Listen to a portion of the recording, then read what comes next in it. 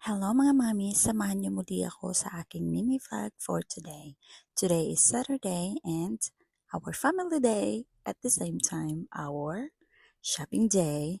So our favorite shopping market is Lidl.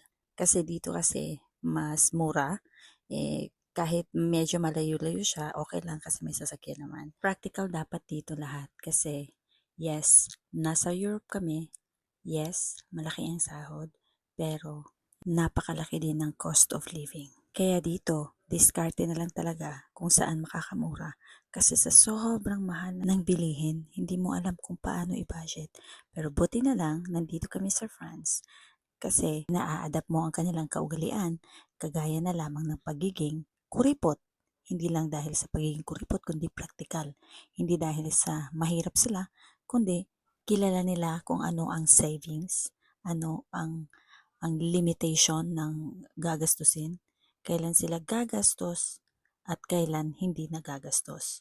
Hindi kagaya sa atin na pag meron na tayong pera kahit wala na sa budget, ay hala na lamang. Kaya in the end, nangungutang. In the end, naghihirap. In the end, mamomorhisyo sa ating mga kakilala.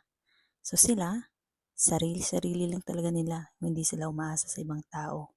Kasi alam nila kung paano mag-budget. So ayan na nga mga mami, patapos na kaming mag-shopping at si baby ay tulog na. Tingnan niyo naman kung gaano karami yung pinamili namin. Kasi twice a month lang kami namamalengke. And tingnan niyo ang bills. Oh, ang laki no? Sobrang laki. Hanggang dito na lang ako mga mami. Paalam sa inyong lahat.